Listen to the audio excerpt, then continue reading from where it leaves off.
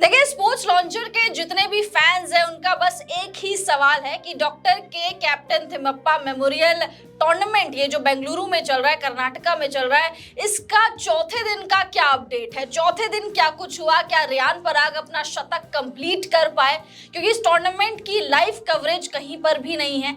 कोई भी इसको स्ट्रीम नहीं कर रहा है, कोई भी इसको यूट्यूब पर लाइव नहीं चला रहा है, लेकिन उसके बावजूद भी हम आपके लिए स्कोर लेकर आए थे, कल भी लेकर आए थे, जब रियान पराग की हमने आपको पारी बताई थी कि 59 गेंदों में उन्होंने 57 रन ठोक दिए थे, जिसमें 8 चौके और 2 छक्के मौजूद थे। लगभग 95 का उनका स्ट्राइक रेट रहा था। कल लग रहा था कि हो सकता है कि शतक की ओर जाएंगे। चौथे दिन पराग का शतक आ रहा है, लेकिन चौथे दिन का खेल शुरू ही नहीं हो पाया, क्योंकि गीला आउटफील्ड था।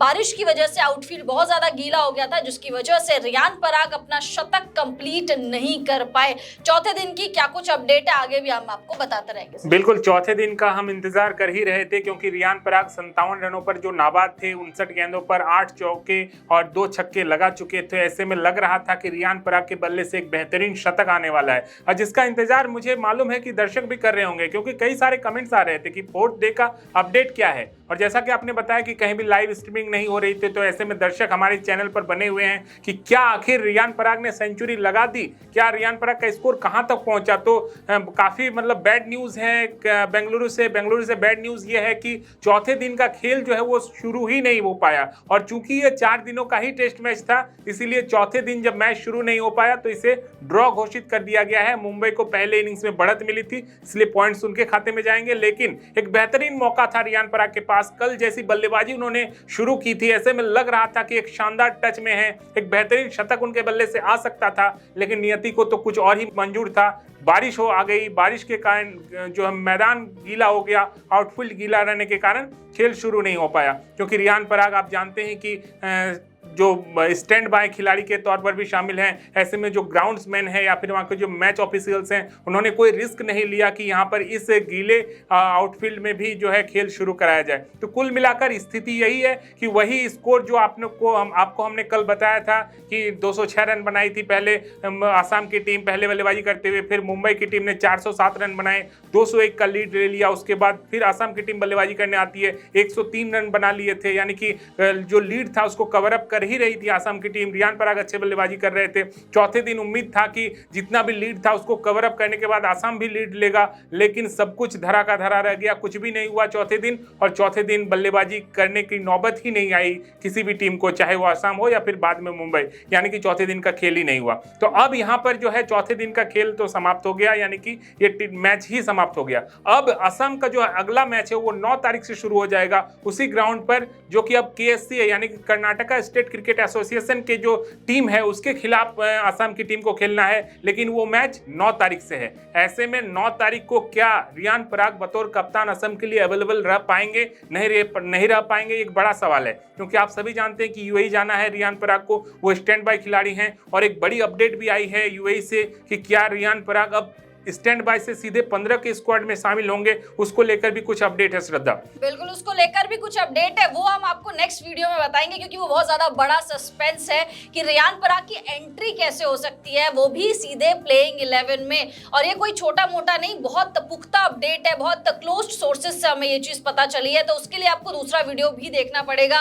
फिलहाल पराग की बात करें तो पराग, जैसे कि शशि ने बताया, दूसरा जो नेक्स्ट मैच है वो 9 तारीख को है, बट यही संशय बना हुआ है क्या वो 9 तारीख को मैच खेल पाएंगे।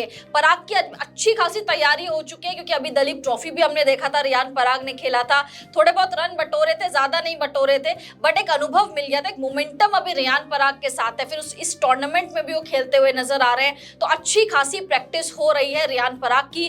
वहां नहीं भी गए, अभी दुबई नहीं गए, बट दुबई की कंडीशन में ढलना कोई बहुत बड़ी चीज नहीं होगी, क्योंकि रियान पराग ने पहले भी दुबई UAE में मैचेस खेले हुए हैं, तो रियान पराग के लिए कोई बड़ी चीज नहीं है वहां की कंडीशंस में ढलना, क्योंकि एशियाई कंडीशंस है। अगर आप बाहर जा रहे होते, इंग्लैंड या साउथ अफ्रीका या ऑस्ट्रेलिया जा रहे होते, तब मानते कि यार आपके साथ मोमेंटम नहीं है, आपको वहां पर भी प्रैक्टिस करनी चाहिए थी, लेकिन यहाँ पर और दुबई की कंडीशंस बस गर्मी वर्मी का या फिर ह्यूमिडिटी का फर्क है, अदरवाइज एशियाई कंडीशंस हैं, सब चीजें सेम है। तो रियान पराग का चांस बन सकता है, बट वो बड़ी अपडेट के लिए आपको दूसरी वीडियो देखनी पड़ेगी।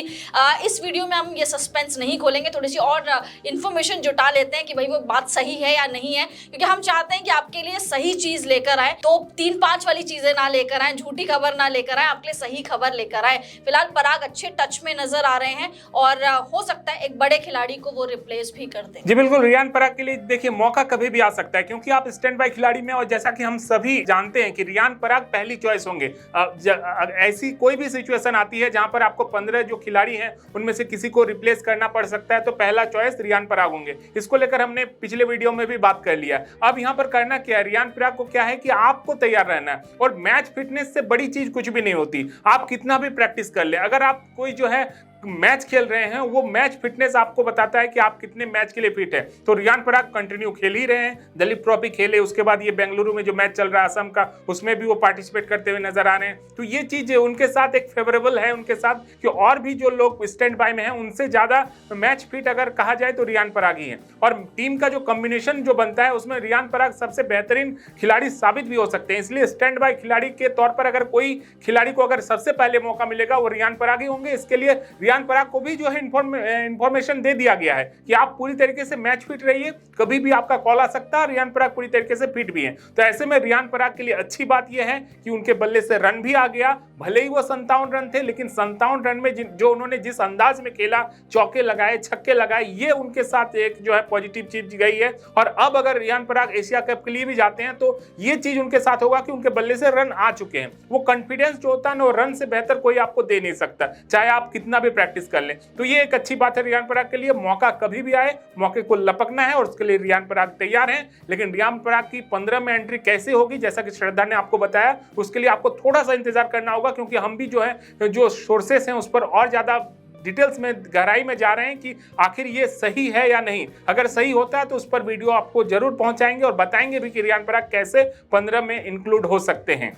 बिल्कुल 15 में इंक्लूड हो सकते हैं। और जैसे कि शशि ने बताया कि भाई मोमेंटम रियान पराग के साथ है, मैच फिटनेस रियान पराग के साथ है, लगातार क्रिकेट खेल रहे हैं। भले ही ये टूर्नामेंट टेस्ट फॉर्मेट में था लेकिन टेस्ट फॉर्मेट में भी उन्होंने अच्छी खासी ताबड़तोड़ तरीके से बल्लेबाजी करी है, जिसमें चौके भी लगाए हैं, छक्के भी लगाए हैं। और साथ साथ स्टैंड बाय खिलाड़ियों में है कौन, जायसवाल है। जायसवाल को आप नहीं उतारेंगे ऑब्वियसली क्योंकि ऑलरेडी आपके पास 3-3 ओपनर्स है। लेकिन रियान पराग इकलौते ऐसे स्टैंड बाय में ऐसे खिलाड़ी हैं जो किसी को भी रिप्लेस कर सकते हैं। इसीलिए हम लगातार बोल रहे हैं कि रियान पराग का मौका बन सकता है प्लेइंग 11 में आने का। बस ये है कि मौके को लपक ले और चौका मार दे, क्योंकि रियान पराग को अगर मौका मिला और मौके को भुना नहीं पाए तो सवाल बहुत ज्यादा पराग पे उठने वाले हैं। और पराग तो वैसे भी सॉफ्ट टारगेट हो जाते हैं। कभी भी लोग रियान पराग को ट्रोल कर देते हैं, कभी उनके फैन फॉलोइंग को लेकर, कभी उनकी हिस्ट्री को लेकर, जो उन्होंने गूगल हिस्ट्री उनकी सबके सामने आ गई थी।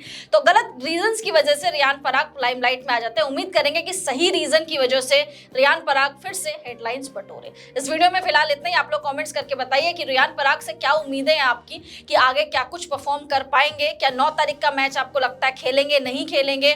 और वो जो वीडियो आ रही है इसके बाद हम वो वीडियो बनाएंगे, थोड़ा सा सोर्सेस से जानकारी जुटाने के बाद वो वीडियो बनाएंगे। तो उस वीडियो के लिए भी स्टे ट्यून्ड, क्योंकि सारी इंफॉर्मेशन आपको यहाँ पर मिल जाएगी। वीडियो पसंद आ गई हो ये वाला तो लाइक कर दीजिए, चैनल को सब्सक्राइब कर दीजिए। हम दोनों को इजाजत दीजिए। आप सभी लोगों का बहुत बहुत शुक्रिया।